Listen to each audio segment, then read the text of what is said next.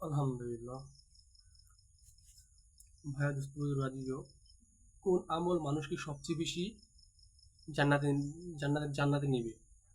সে আমলটি হচ্ছে, এক নম্বর আমল হচ্ছে হুসনুল হুলুক এবং তাকওয়াতু আল্লাহ, আল্লাহর ভয় এবং সুন্দর চরিত্র মানুষকে বেশি জান্নাতে নিবে।